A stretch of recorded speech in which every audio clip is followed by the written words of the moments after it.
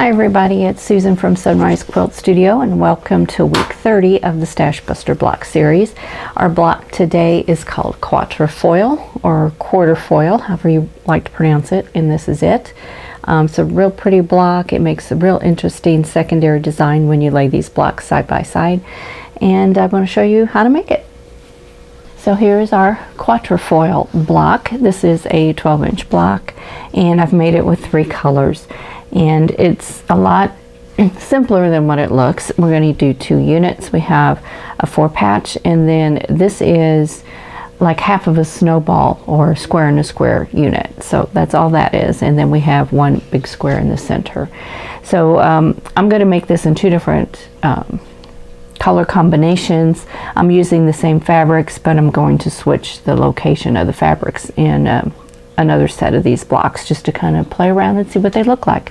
But anyway, here are the fabrics that you're going to need to make this block, and you're going to need 16 2.5-inch squares of your background fabric, and with 8 of those you're going to draw a diagonal line from corner to corner, and we're going to use that to sew on.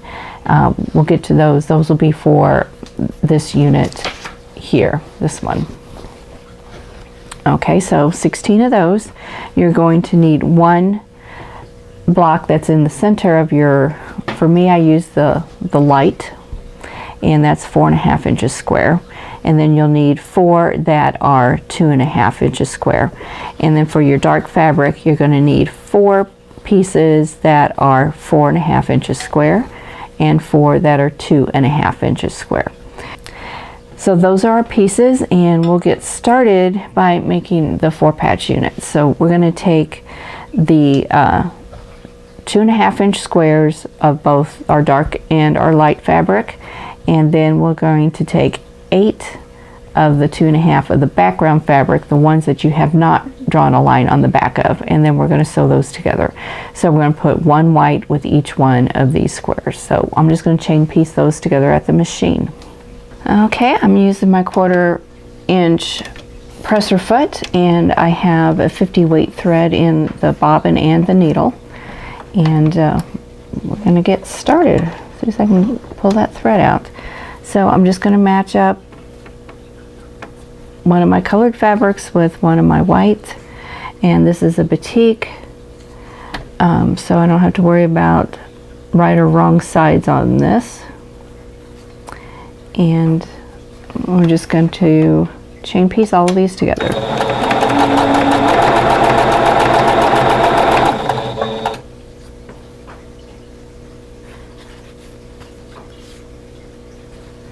And I'm just going to put my background fabric up. It's just the lightest fabric. And that's just kind of my routine. There's no really reason for that other than that's just the way I like to do that.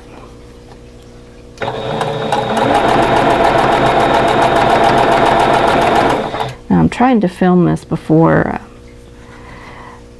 it gets too hot, as it's going to be about 100 degrees today, and it's about 8:30 in the morning. And I've been up for about 2 hours now, and I cut out these block pieces. Now my family, sounds like they're starting to wake up. It's a Saturday morning, so everybody's sleeping in. But it sounds like they're starting to wake up. So let's see if I can get this done before it gets too noisy around here. Okay, now I'm going to just go ahead and set these aside, and I'm going to work on these half snowball units. So for these you want to do one side first and then do the other. So on these pieces I'm going to do this side first. So I want to place the background square so that the diagonal line is going from the center to center, and just line up the raw edges, and then I'm going to sew right on that diagonal line.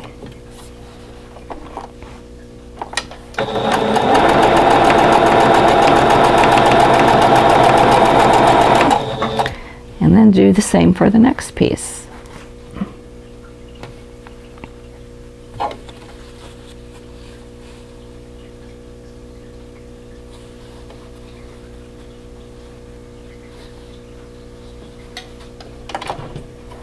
And pull that one out of the way.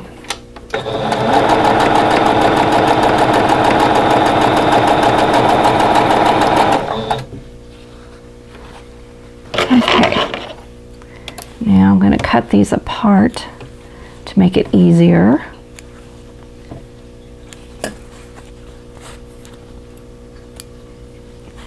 And now I need to trim, and I want to trim this corner off and leave a 1/4 inch seam allowance. So I'm just going to use my scissors, and you can use your rotary cutter. So we're just going to trim those off. And you can save those triangles, or you can throw them out, whatever you like to do.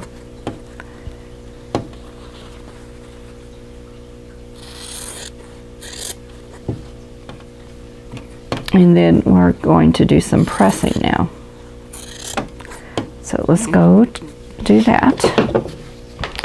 Okay, so for all these units here that I trimmed, I just need to flip them back. So we're just going to flip them back and press. I'm just going to stack them one on top of each other. Just one on top of the other.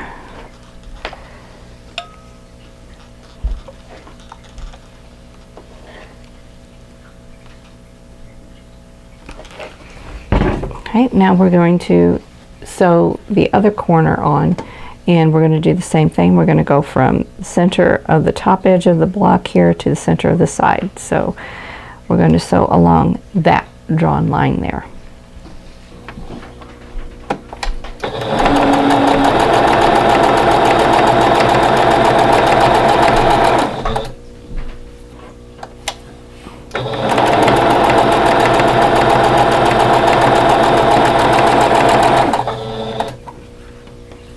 I'm going to cut these apart, and I will trim off the corners and press.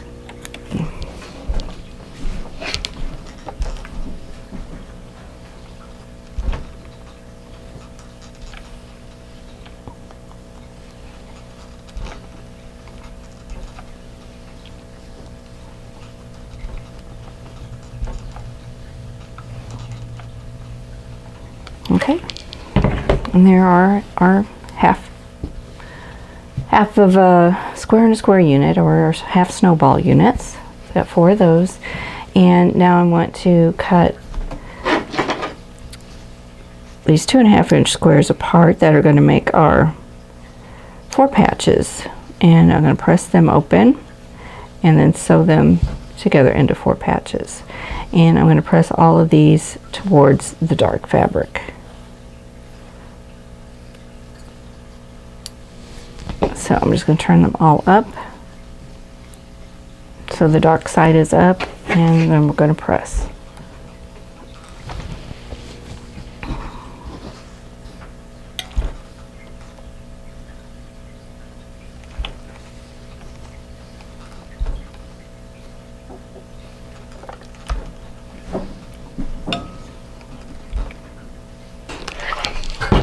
Okay, so what I want to do is to match up a dark with a light. These units are going to go like this. So I just want to lay them together and then sew right here. So I'm going to go to the sewing machine and do that.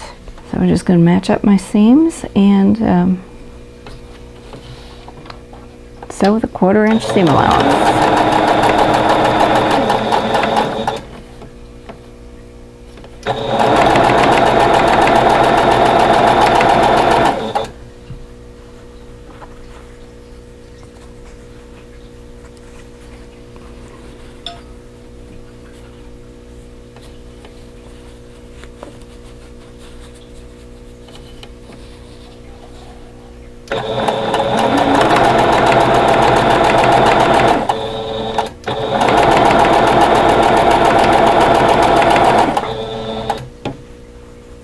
Okay, now we're ready to do more pressing, and we'll lay out the block. Okay, I'm going to press all of these towards the dark, and it doesn't, I don't think it really matters which way you press these as long as you're just kind of consistent. So they're all going to be pressed towards the darker square. Now to lay this out, I'm going to start with the center, which would be the medium square, and then we're going to do these units here, one on each side, and just all the way around. Just go all the way around with those. So we have that, and then we have our 4 patches, and we're going to put the light towards the center, the dark out, so they go together like this.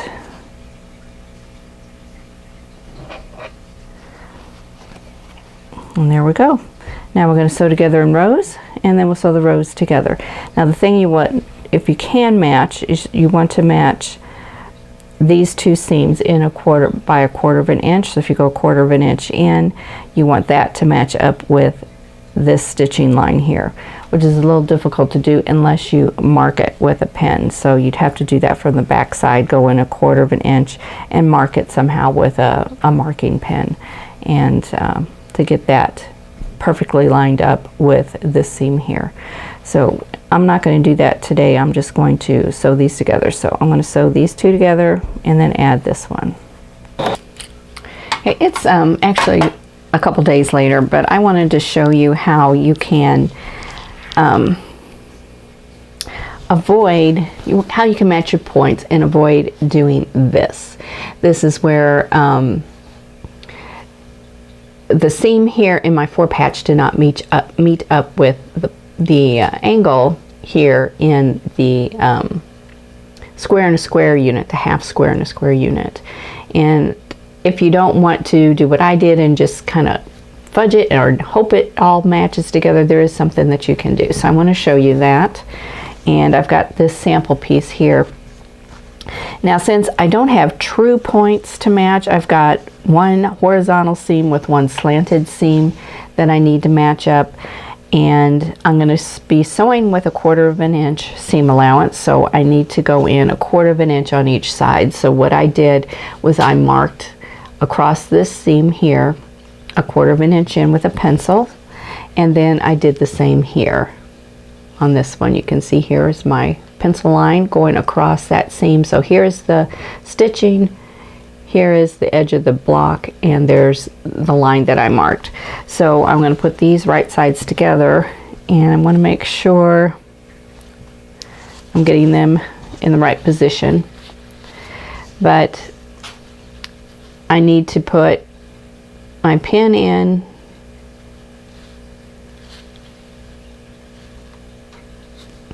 so that I've got both of these.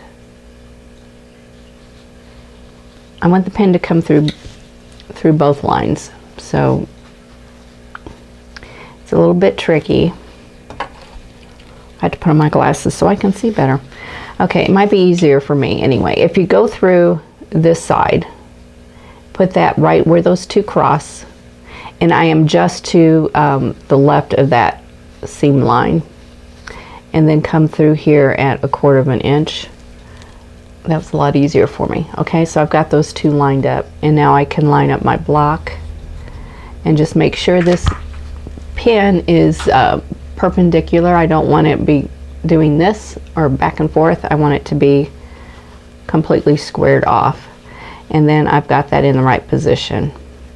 And now I'm going to place the pin in, and then I'm going to sew this, and hopefully I will get closer to having a nice point there. So I'm going to try that and show you the results. Okay, here is the unit. You can see I stitched right across the pencil line on both sides. And here we go. We have a much better connection right there. Those points meet a lot better.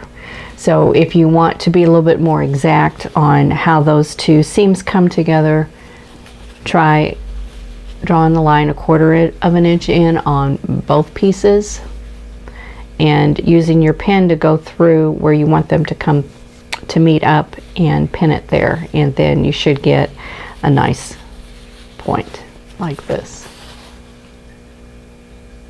Hope this helped.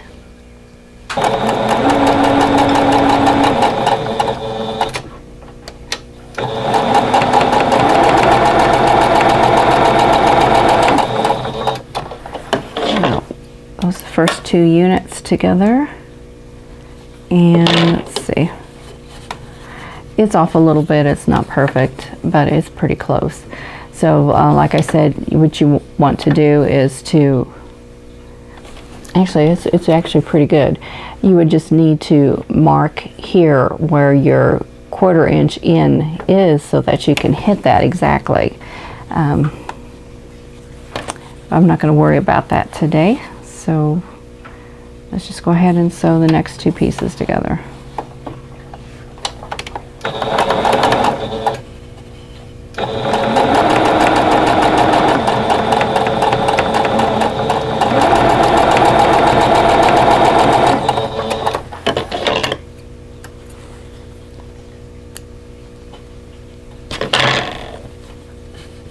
And this one isn't as good as the other one, but that's it's okay for today.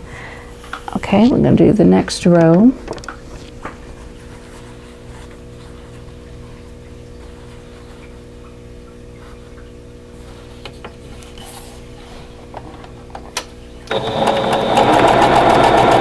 In this row you don't have to match anything, so that's nice.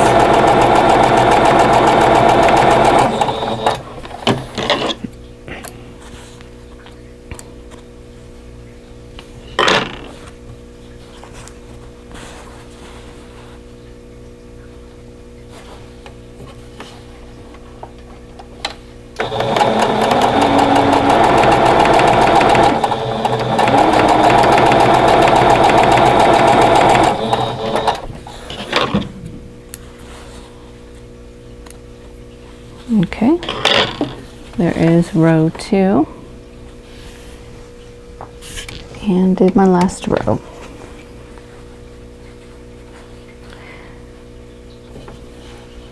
Okay, we're just going to sew these together.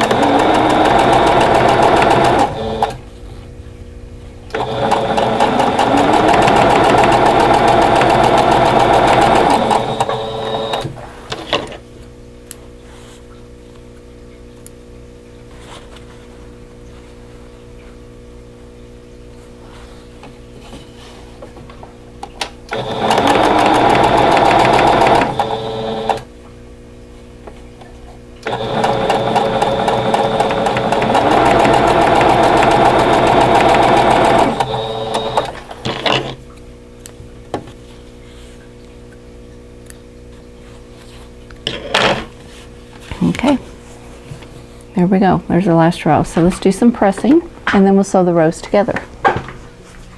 Okay, I'm going to press this top row towards this unit here.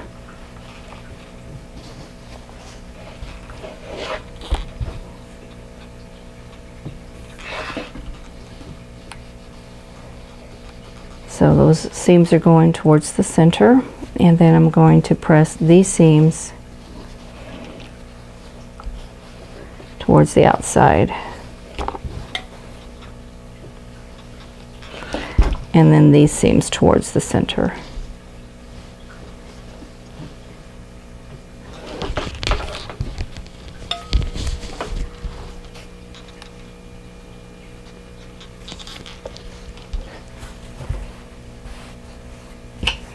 And now we can sew all of these rows together.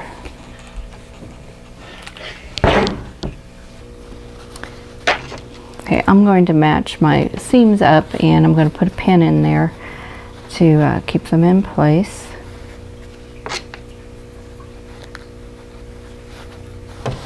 And then sew this seam.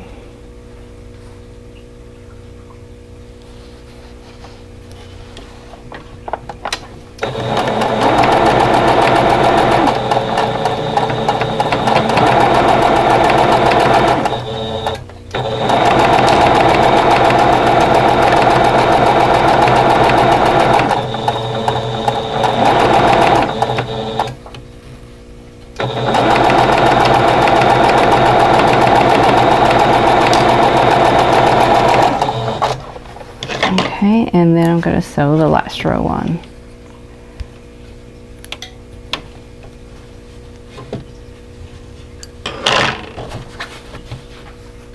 And I'm going to do the same. I'm going to match my seams and pin them and then sew.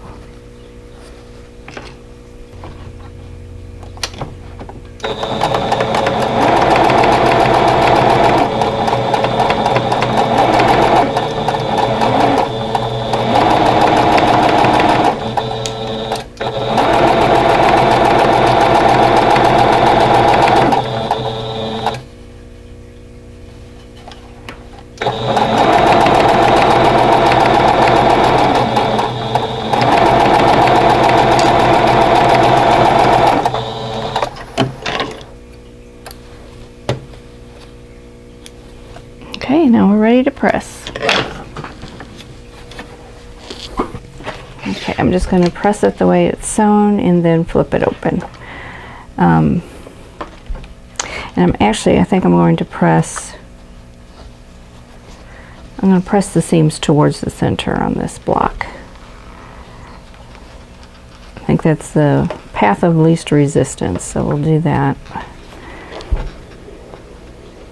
And I have my steam on right now, so that'll help it lay flatter.